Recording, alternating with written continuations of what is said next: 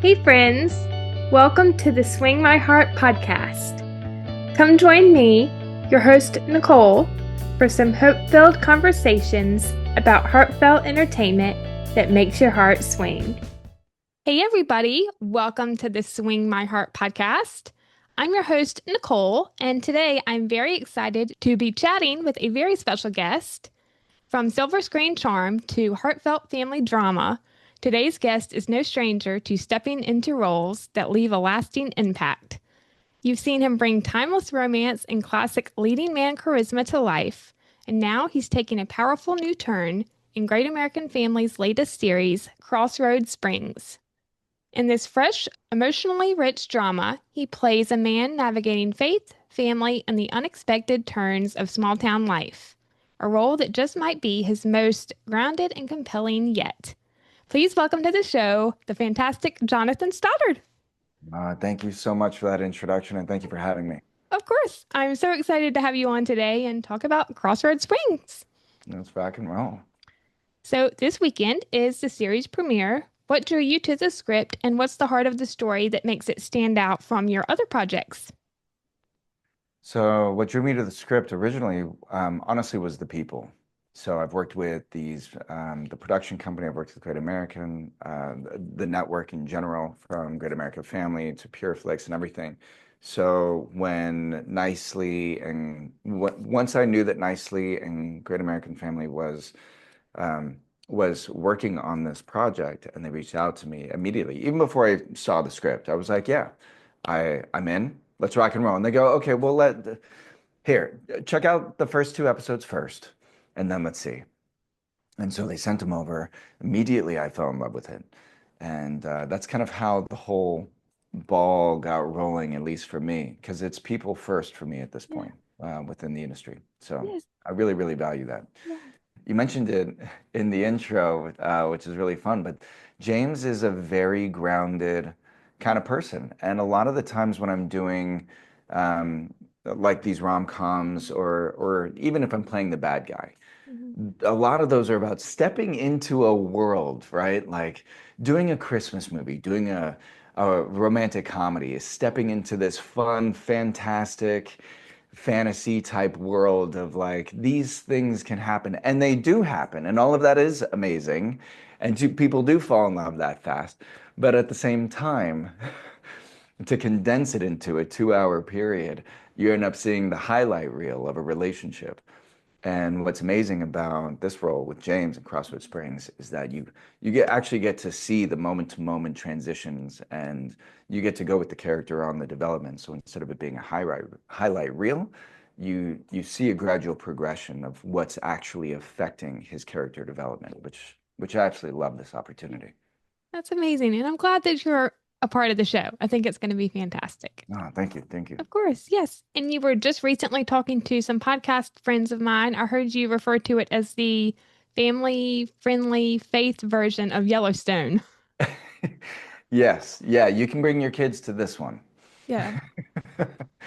And I think that's such an important thing, especially with content these Yeah. days, is that I'm such a big fan of Yellowstone. I'm such a big fan of Heartland. I'm such a big fan of all of these shows.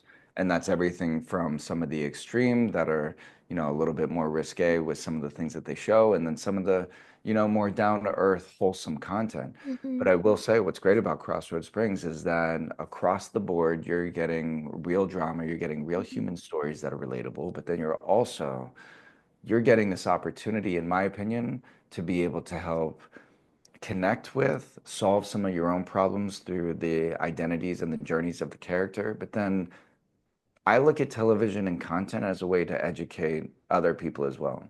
And whether that's through with kids and helping kids process and understand like why did James do that? Like if James loves his calling and his church and everything over in Chicago, like why is his father disappointed, or why isn't he closer with his dad? And so that it can spark a conversation in different kinds of ways, because that's how I grew up learning. Yeah. So Great. that's partly what drew me to becoming an actor. That's amazing. Yes. So you mentioned you're a fan of Heartland. What was it like working with Shaun Johnston on the show? Shaun is a legend. He is He's amazing. amazing. And I mean, wow, just what a force. I was so excited for all of the scenes that we like any time that we'd get together and we were doing something, to be able to feel it out on the day. Because to take something from the page to then once you get onto the scene and the environment, the location, now all of a sudden, you know, you have to really fly by the seat of your pants. Maybe it's an outdoor scene and all of a sudden it's raining. And so Shaun and I, we would work together to try to figure out, okay, what's the behavior? What are we doing? How are we going to work with these new script adjustments and things like that? And he was just, he has this presence and he has this magnitude. And just what a heart on that guy as well. So it was like a master class for me. That's I every day I showed up to work with him. I I was thrilled. that's awesome. Yeah, he's a fantastic actor. Actually, he's one of my favorite characters on Heartland. Oh, nice. Yeah, yeah. Grandpa Jack, yes. So, James Hamilton is a pastor who returns to his roots and discovers a new kind of ministry. How did you prepare for a role that blends spiritual leadership with rugged ranch life? And how did you personally connect with this character's journey that he goes on throughout the season? So something really cool about this kind of like progression of a series versus like the rom-coms, like a highlight reel of someone's life. So one of the cool things is that as the character naturally grows because of like logical things that happen as the script develops, my personal understanding of the character naturally grows and evolves because everything makes sense, right? We see the moments that shift. And what's really fun is that James has he has his calling. He has his church in Chicago. It's not on the ranch. And you'll see in episode 1, he doesn't want to come home because ranch life isn't for him. You know, sure, living on the land, you know, growing up on a ranch, all of that, he respects it immensely. It's such a powerful calling for those people that do it. And to live on a ranch, to live on a farm, like, and so he honors it, he values it, he respects it. But his calling is not there. So it's actually really fun, this idea of transition from like, cool, I'm in Chicago, I moved to the big city, I'm kind of, you know, I'm working in these big buildings, I'm a man of faith and doing that, and then getting thrust onto the ranch life, and then you kind of see him kind of uncomfortable being there, wanting to help, but then also really eager to leave because like, oh, I got to get back to my normal life. Like I'm sure I know how to like carry some hay. Sure, I know how to get, you know, I grew up doing this, so I know how to do it. But this isn't where my heart is. And so I got to go. Dad, I got to get back. I'm not staying here long, guys. I'm not and it's just really interesting. Just the writing was so great and how they tell the story of the evolution of James on the Hamilton Ranch. It is really cool. Yeah. It is I really cool. saw your intro video for your character on Great American Family's YouTube, so I think all of your scenes are going to be fantastic. Oh, nice. Very cool. Thank you. Yes, of course. This series, it touches on a long-standing family feud. How did you and your castmates build that tension while still maintaining the chemistry off screen? Oh, that was easy. Have you met Jesse Hutch? I have not. No, no, no. I'm just teasing. Yeah. So Jesse plays Daniel Newman, and my gosh, what a force of an actor. He's amazing. Hmm. And like all of us, what's so special is that yes, we play the community and the family dynamic, and we have all that there, and that's on set, and it's sure it's scripted, but it doesn't always translate to off the page. Hmm. But off the page, we would all still get together. Like Jesse, we would all still either run lines, figure things out. Jesse was able to bring his family to set, got to meet his wife and his kids, and they're just, I mean, he is just such a cool guy, and he has such a firm understanding of the craft, and he had so much fun playing Daniel Newman. And so when you have that opportunity Yeah. to work with people, actors that are really dive in and love what they're doing, love the character, and love the chance to play in that way, it's so easy because the responses are effortless.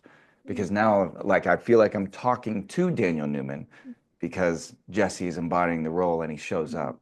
So then it becomes this beautiful cycle. Mm-hmm. So it was great working with him. It was really easy figuring out or living into this concept of a feud, just because he simply played the character so well. Yeah. You have great actors, and so many Mhm. things end up taking care of themselves. Yeah, agreed. I think all of you are gonna play off really well with each other. Yeah, Yeah. absolutely. Yeah.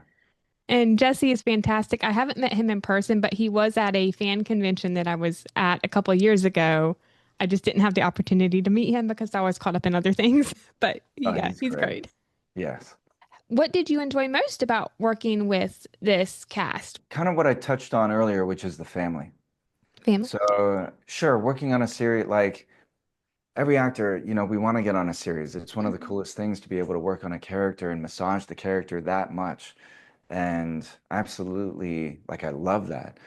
But what really made it home for me was the people. So, and that's everybody from the production company to the crew to our director to lighting, sound, like to this cast. We all became a family. And like I still text with the crew today and we still interact, and they're over in Toronto, right? They've already been doing other movies since then. I've done some other movies since then. Like our lives are still continuing on, but it left such an incredible impact that I just think of them still so fondly. And I can't wait to go back because we're shooting a couple more episodes to round out season one. Yay. So I can't wait to see what they have in store and to get the gang back together again because really, this is such a fantastic group of people. They all like, oh, I just love them all so much. Oh, that's amazing. If you had to describe the sibling dynamic between James and Janet, played by Emily Alatalo, in 3 words, what would they be? Oh, 3 words? I'm pretty loquacious. That's I talk a lot. If 3 words. Okay. I would say understanding, love, and support. Love that. Love a good sibling dynamic. I have a brother myself, so Oh, nice. Yeah. yeah, Is he's he younger older, than me, younger? Yeah, younger. 9.5 years. Oh, wow. Yeah, okay. Yes, I was in, I think, second grade when I found out I was having a brother, and then third when he was born. So Wow. Wow. That's so cool. yes, I was not Yeah. happy at all when I first found out. I was like, I'm having a There- what? Having a sibling, like it changes the dynamic. Yeah, And then, of course, as humans, we try to make it for the best. yes, But it does take some time. There is a grace period for yeah, sure. yeah. Of course, I wouldn't change anything now. So Yeah, of course. Yeah. yeah. Oh, but that's so fun. Oh, yeah. Cowboy Church isn't something we see often on screen. What did the open air, non-traditional worship scenes teach you about faith or community?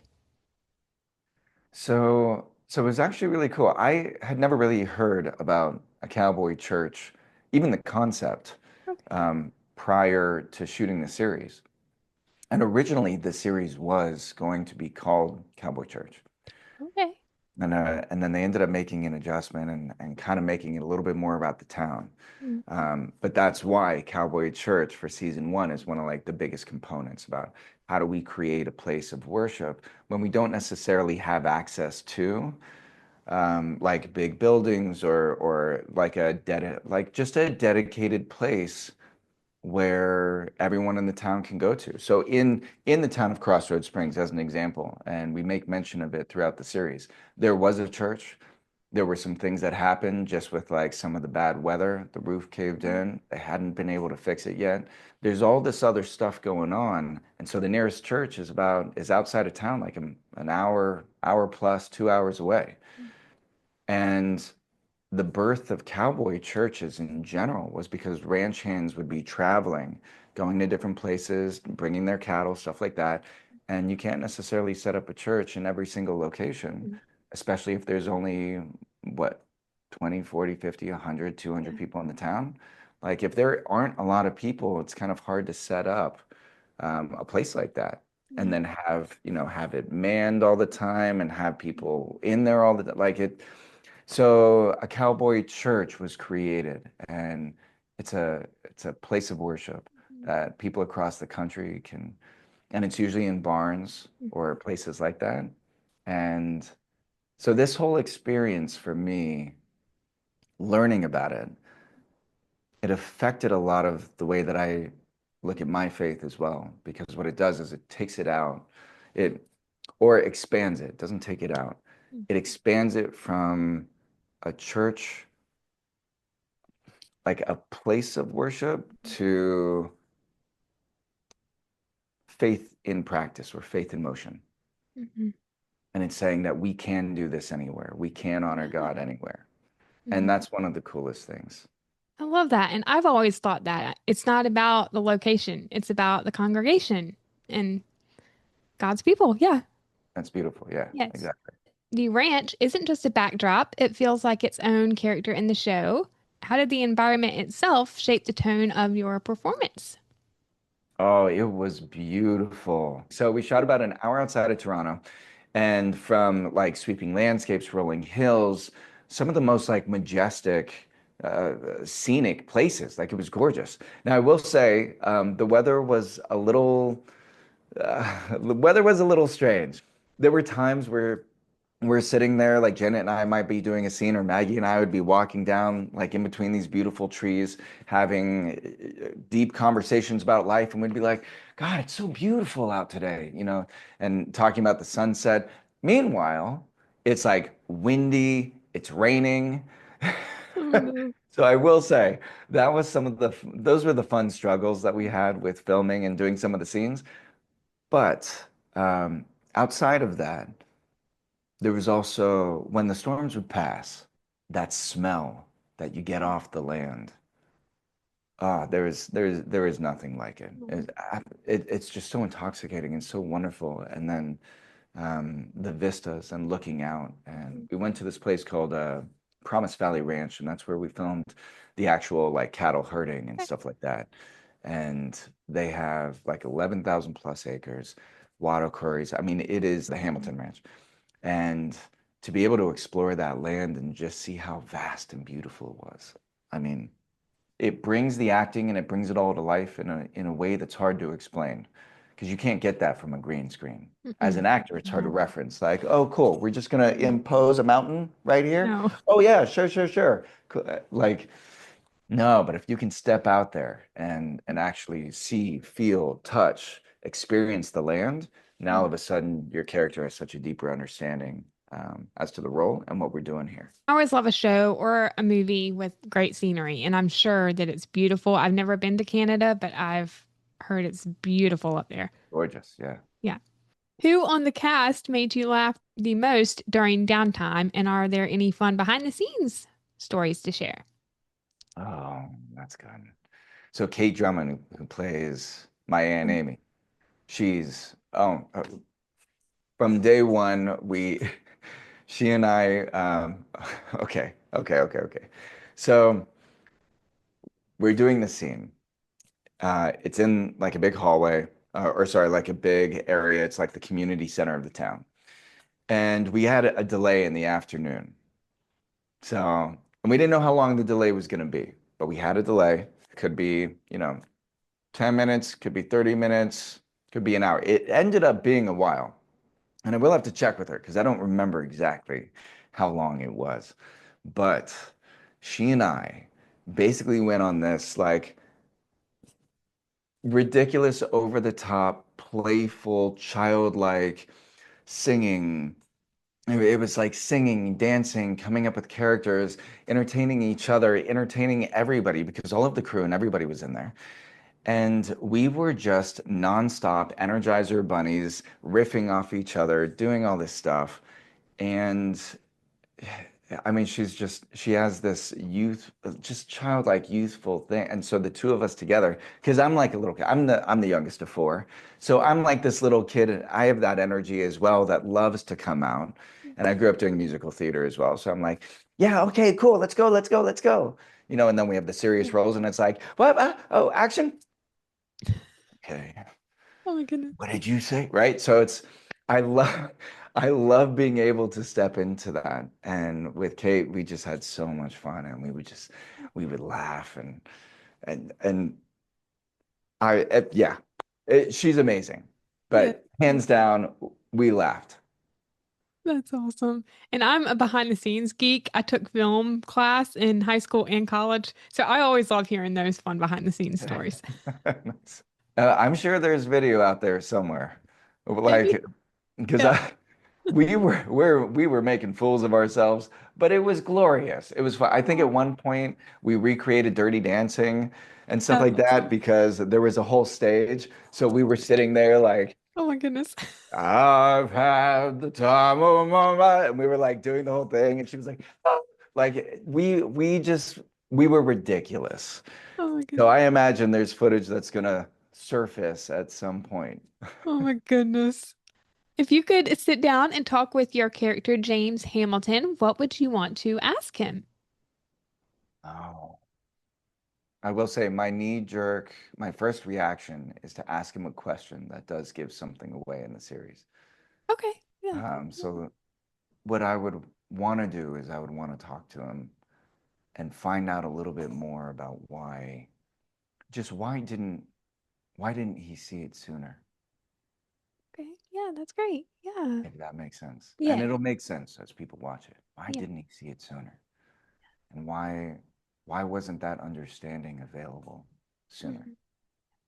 And I always love a good story that makes the viewer or the audience think and maybe have a discussion after Yeah, watching a exactly. particular episode, or if it's a movie, a movie. Yeah. Should Crossroad Springs continue? Where would you want to see James' story go next? You can add in crickets here in post. That's interesting. So, I mean, I'd love James to develop his love life and the family life, Yeah. to Yeah. bring faith out of a cerebral practice and out of just being Mhm. in service of others to like externally, just Mhm. towards community, but to start being of service to his inner circle Mhm. and to start developing, building, and investing in that. Mhm. So, from wife, kids, Mhm. see how that evolves, and then to figure out how that can intertwine beautifully with community. Because right now, those are his priorities. That's what he's dedicated his life to. That's what he's all of his sacrifices are made because of faith and community. And so I'd love for him to develop this other side of who he is Yeah. and really develop the things that matter to him, Yeah. like having a loving, beautiful, faith-filled family. Oh, yeah. I'd love to see that. So fingers crossed for a season two. Yeah, absolutely. What message or feeling do you hope viewers walk away with after watching the first season of Crossroad Springs? So we Yeah. filmed the first six, Hmm. and they're bringing us back. We're going to For shoot four. four more. Yeah. So I don't even know what's going on in those Okay. other four yet. They're going to tell us. So it's hard to say out of the first entire complete season, but I will say out of the first six, what I hope people get is I hope people connect with and relate with the characters. I hope people appreciate and understand not only the journeys. What I believe is going to make this series so powerful is that people can identify with all of the characters. Mhm. And I hope people find guidance and solutions to challenges in their own lives through the portrayal of the characters that we're doing. Yeah. And there isn't like a singular thing that I hope somebody gets out of the Mhm. six episodes because everybody's path and journey and the family and every like all the things that we're all struggling with, it's all unique to the characters. So I just hope that people walk away changed and better from watching the show. Yeah. I think they will. And that's what makes a great show in the writing aspect and in the acting aspect, when the viewer can really connect with the characters. Absolutely. So, moving away from Crossroads Springs, what inspired you to pursue a career in the creative world of film and television? And was there a particular moment or influence that lit the spark? So film and television, I mean, ever since I was a kid, being the youngest of four, I was always, I always had somebody to play with. And when, my sister would get tired of playing with me, then she'd pass me into my brother. And then my brother would I don't remember being really, really, really young, but I conceptually, knowing my family, kind of picture it happening like that. And they were just such a wonderful family. And I love my siblings and everybody so much. And I think film and television, when we would sit down, we didn't have streaming, right? We were Yeah. looking at things with Yeah. scheduled programming. So you'd have to sit down at 5 o'clock if you wanted to see that show or watch a movie. Hmm. And some of my first emotional like feelings of discovery happened through television. Like, uh, okay, I don't know if I've ever said this on an interview, so this is going Okay. to be interesting. The first time that I remember crying was watching The Bridges over Madison County. I've heard of that. I remember the moment so viscerally. Like I can tell you where I was on what TV we had, which was this like small box that was like that deep, right? Mm-hmm. And I know exactly where it was in the kitchen. I'm getting chills just thinking about it now. And there was something about that moment because I don't know whether as a kid, it's like you're seeing all these things about, being a man, masculine, like, or just hyperactive, and you don't really have a complex comprehension about emotional development. And outside of hurting myself, that's when I thought you cried. So, like falling down, scraping your knee, right? Mm-hmm. Watching that movie as an example, I was so moved and I didn't know why. And with Meryl Streep, Clint Eastwood, like just a phenomenal cast. And so it invited my parents to communicate with me and to talk with me about and explore emotions and things I was going through. And so as I would watch different movies, if it's a well done movie, you're going to either remember a major part of your life that meant something to you, or you're going to learn something new, or you'll get inspired to Mm-hmm. become something new, or to reactivate a part of yourself that maybe you gave up on.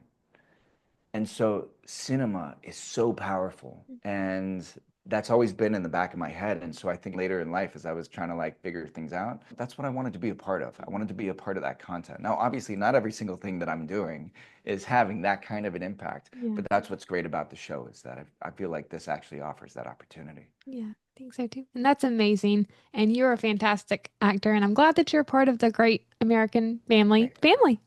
you. Yeah, thank you. Yes. You've become a recognizable face in heartfelt, values based storytelling. What do you think draws people to those kinds of stories and to you and them? Oh, that's also good. These are great questions. Oh, thank Uh, you. So I know that I put my heart into everything, Mm, and I know that I commit to the projects and to the characters and really try to explore where they're coming from, and I really try to make it authentic and real for me.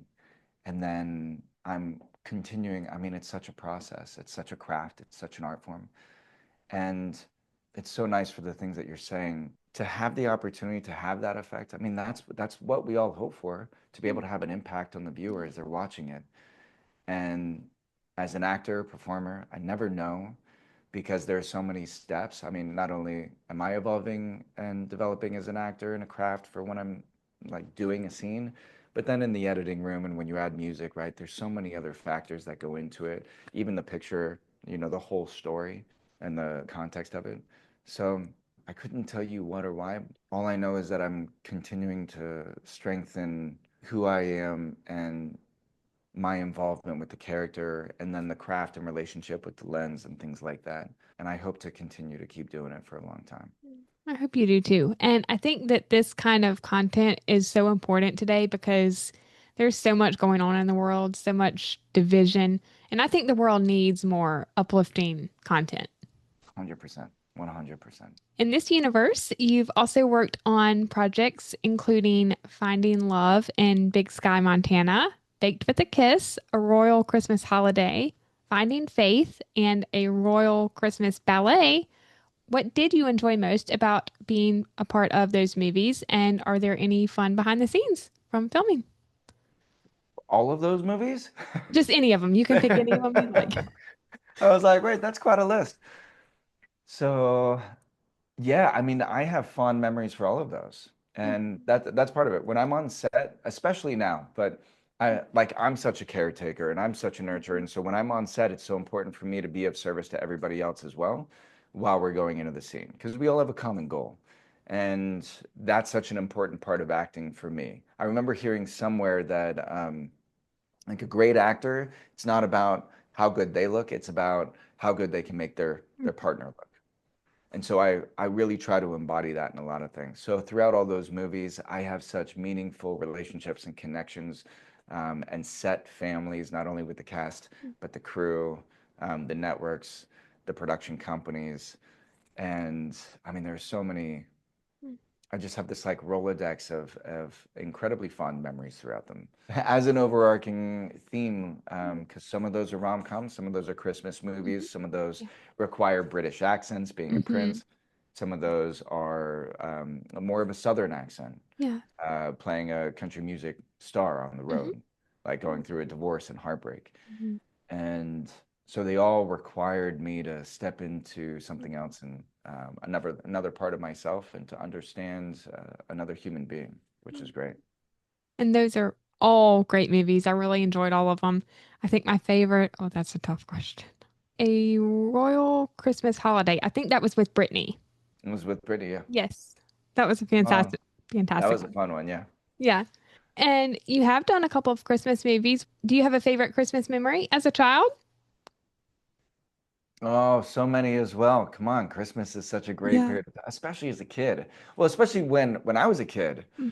Right? Like, oh, Christmas was still such a powerful thing. I feel like today, which not knocking anything about Christmas and, or not Christmas, but like society's view on Christmas. Yeah. But I kind of feel like today Christmas is a little debunked, or it's becoming a little debunked. Like some of the magic, a kid can go to high school or they can look it up on their phone. And if they're on TikTok or if they're doing anything like that as a kid, they're going to see that you know, Santa, It's not. and they're going to find that out. Whereas when I Mhm. was growing up, we could stretch out. Like everybody on the Mhm. family was into it, the neighbors were in on it.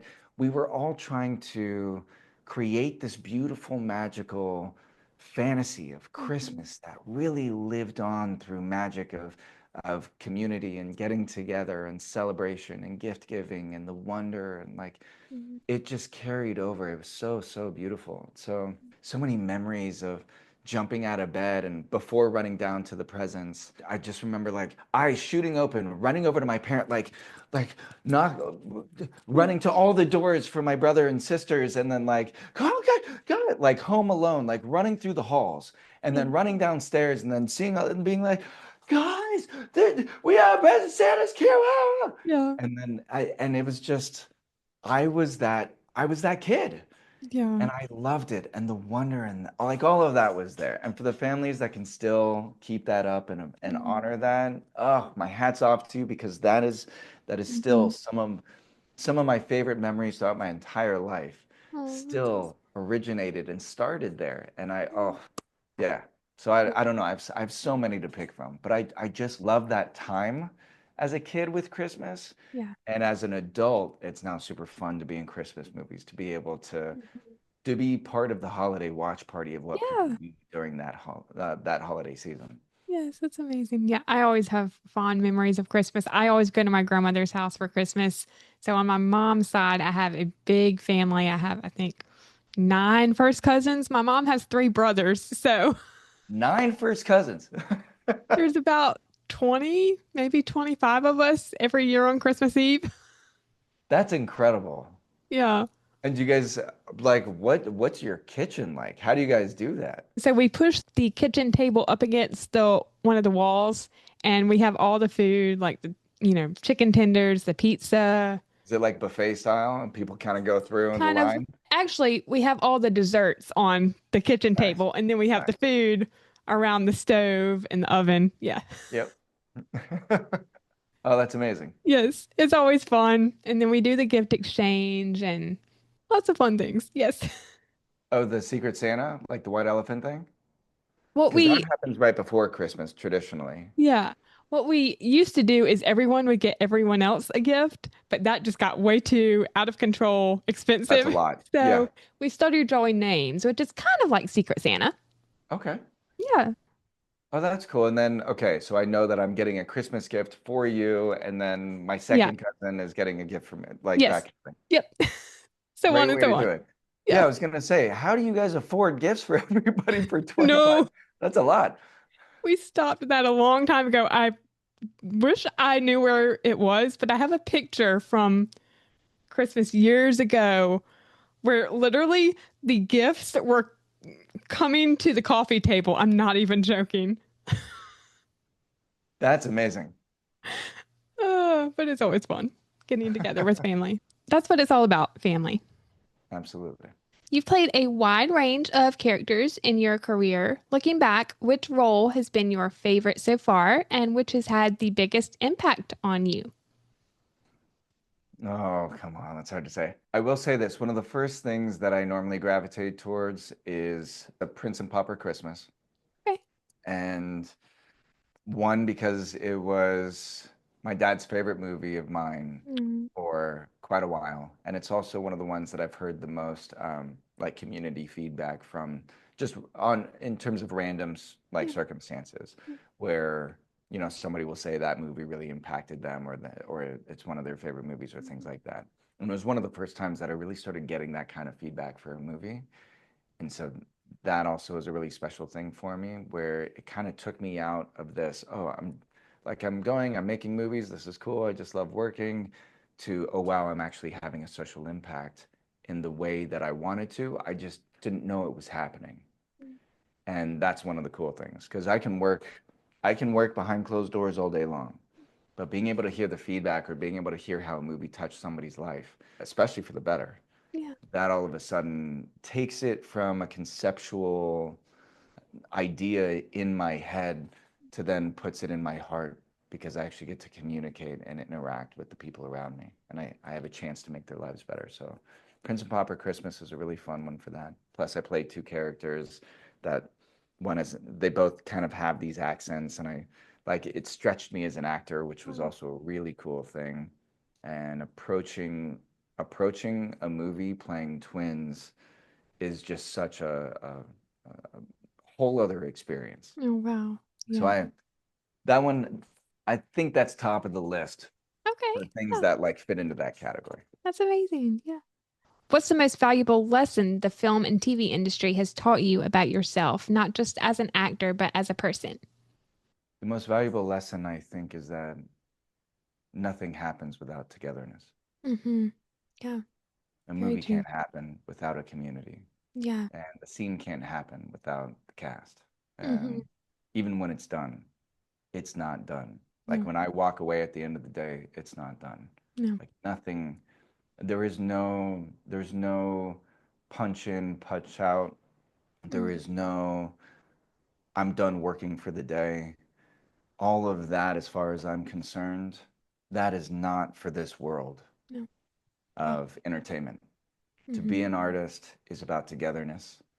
To write music, to produce it, you need other people. To make movies, to write the scenes, to get it to the production people, to get it to the financiers, to get it to the network, to get it to the day that we're filming, to get it to production, and then the composition and the soundtrack and the score, to then get it to the editing and polishing it up and then packaging it, getting it out there to the sales team. They're, yeah, yeah, togetherness. The most valuable thing for me, as far as I'm concerned, is that if you want to have a global impact, togetherness is the only way. Yeah. That's great. And it really does take a village with Yeah, film and TV industry. I mean, so many aspects of making a movie or a TV series.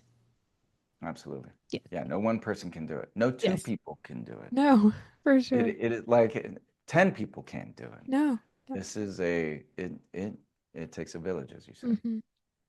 If you could choose a dream film project, what would the storyline be and what kind of character would you portray? So this is not a cop-out answer. Okay. It is legit. At this point, because I have played so many different kinds of things, from good guy, bad guy, rom-com, accents, prince, fun fantasy, uplifting to more serious dramas and grounded and things like that. Because I have had fun, I've scratched that itch within myself. Um, at this point, it's really about people. At this point, it's really about the community and the team and working with great creatives and great cast members, and then Yeah. seeing what magic we can create, how we can take something off the page and bring it into a real life moment that gets captured. And so that's the biggest thing that excites me. I mean, that's why with Crossroad Springs, when they had said, "Hey, are you in? Let me send you the thing." And I said, "You don't even have to send me in. I just like working with you guys." And No. to me, that's enough because I Yeah. trust you, respect you, and because I know that we have an opportunity based off of your morals and values to have the kind of impact that I want to have. So That's I'm in. And they're like, yeah. "Well, okay, well, let's send it to you." So that said, though, um, Yeah.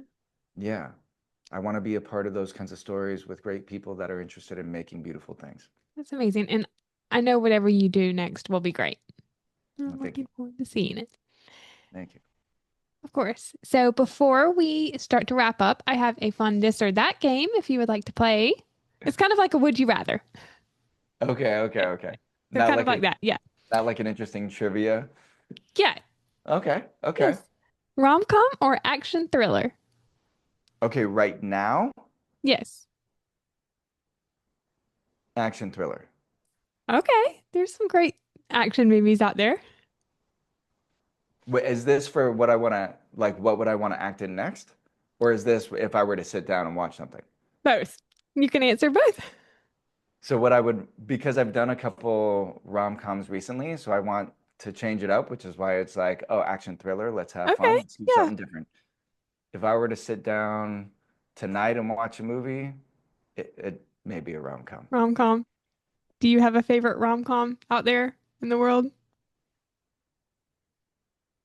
I'm a sucker for The Princess Bride. Oh, I I've heard that's a good one. You haven't seen it? No, I have it on DVD. I just haven't watched it yet. Oh, okay. Number one, that hurts my ears. You need to go watch it. It's I great. will. I will. But I am such a sucker for it. It's wonderful. So many Yeah. great one-liners. The cast is insane, and just the storytelling is just such a fun journey. Yeah. So that's one of my favorites. It'll Yes. all, I promise I will watch it. yeah, good. You'll enjoy it. You'll love it. Yes, I'm sure I will. Yes. Marvel Multiverse or Star Wars Galaxy? Now, this is just as a fan. Okay. Okay. Can we, okay. We're gonna the viewers, we're gonna have a little talk, okay? Whether this is blasphemy or not, I do have some strong opinions. Original Star Wars? Absolutely. Yes, that's what I meant. Original. Yeah. hmm I have to clarify because I'm not thrilled with a lot of the things that they've done to like Mm-mm. round out the nine movies. I'm not No, thrilled with a lot of the things that they did no. as like spin-offs and all this other stuff. Rogue One? Sure. Andor? Sure. Like, it is so few and far between. I'm just gonna say that. But original, But I will say the Marvel, like, is it specifically like the Marvel Avengers? Are we going like that whole series from like the 3,000 hours? Anything Marvel. I will say, for the most part, if we were looking at batting averages, I would probably go towards Marvel.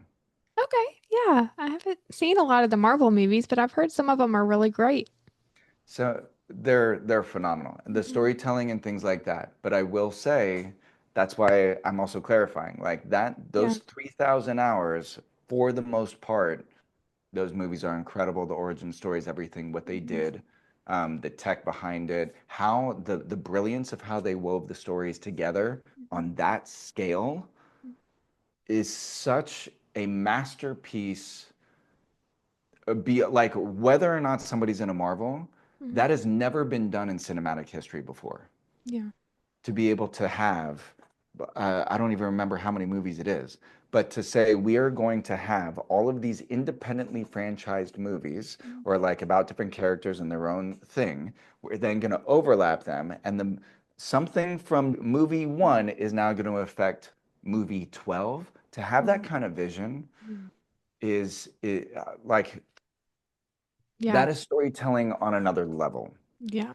So, yeah, whether or not somebody's really into Marvel or not, that is something to be respected and Yeah. appreciated and revered because it's never been done before. Yeah. For sure. Yeah. Master weaving, I would That call it. Yeah. like phenomenal, phenomenal. Hmm. I think for me, I would pick Star Wars just because I haven't seen Marvel yet. So the original Star Wars.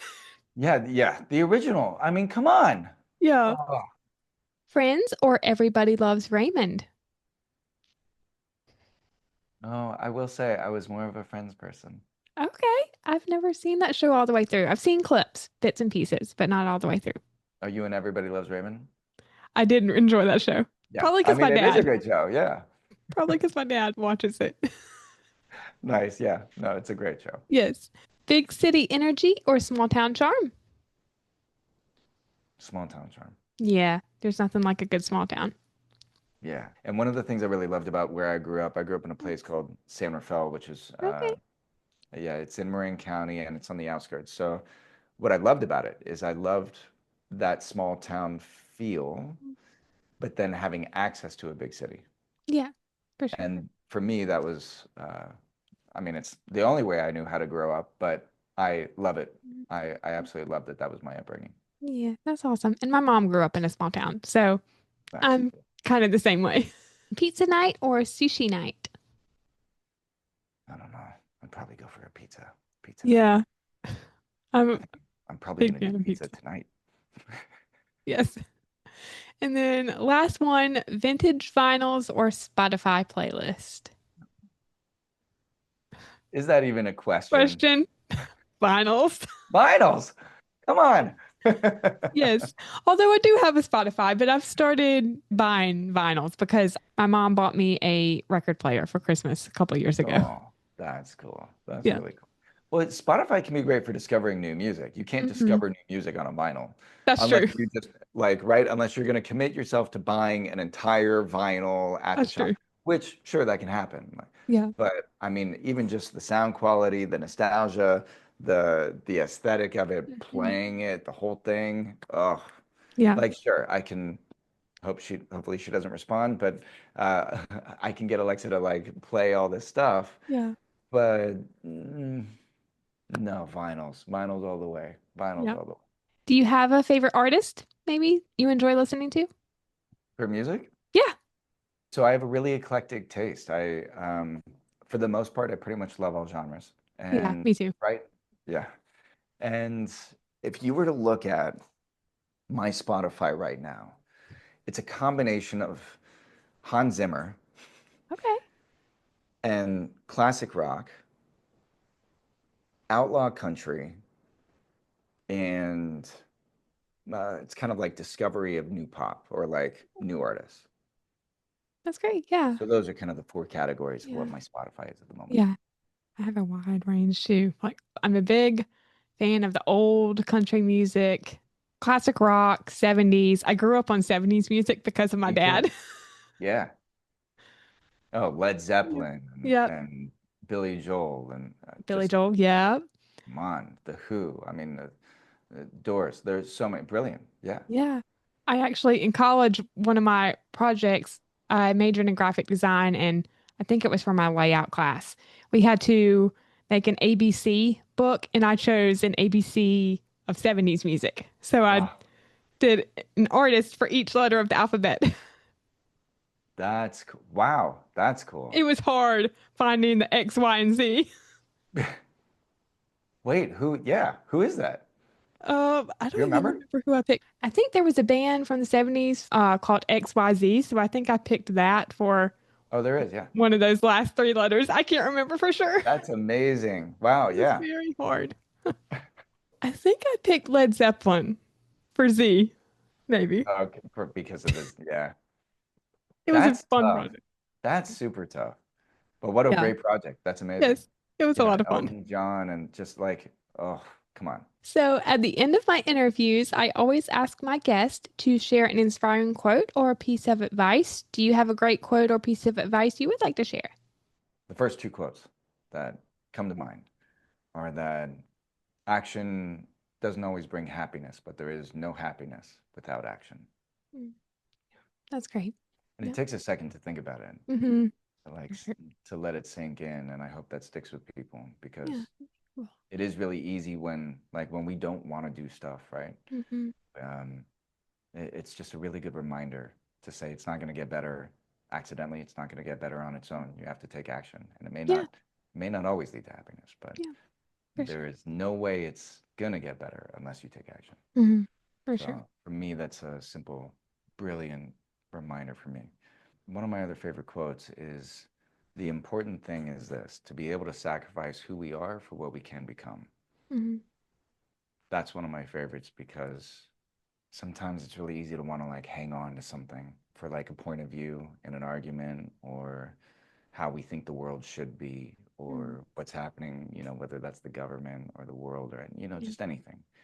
And if we can find those moments to reflect, and I think that's so powerful in terms of whether it's faith, whether it's family, whether it's community, but the ability to sacrifice who we are, sacrifice the belief that we're hanging on to so dearly, be able to breathe, inhale, exhale, let it go, and allow for something new to come in, allow for ourselves to take a higher road, allow for ourselves to make a better decision, allow for ourselves to connect on a deeper level.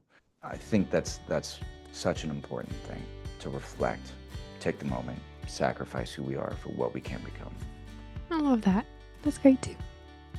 And this was so much fun, Jonathan. Thank you for taking the time to come on. I had a great time chatting. Yeah, thank you. Thank you for having me. This was Yes. And where can my listeners find you on social media? So you can find me mostly on Instagram. I'm not active on the other platforms too much. And I'm sorry, guys, there's just so much going on. So Instagram, it's John Stoddard Official. Yep. And it's John Jon Stoddard Official. You'll find me. I'm there. I will link your Instagram in the description of this video so everyone can go follow you. Yeah. Well, again, this was so much fun and I had a great time. Thank you so much. Of course. All right, everyone. I will see you in my next episode. Bye. All right, everyone. I think that concludes my interview with Jonathan Stoddard. If you enjoyed this episode and are watching on YouTube, you can like this video and share what your favorite movie from Jonathan is in the comments. If you were listening on Spotify, make sure to rate and review, as your feedback is always greatly appreciated. If you want to stay up to date on all of my episodes, you can subscribe to this channel on YouTube and follow along on Spotify, and make sure to turn on the bell so you are alerted when those new episodes come. You can also find the podcast on Facebook, Instagram, and Threads at Swing My Heart Podcast, and Twitter at Swing My Heart Pod. Thank you so much for listening. I hope you have a wonderful day or night wherever you are in the world, and I will see you next time. Love y'all. Bye.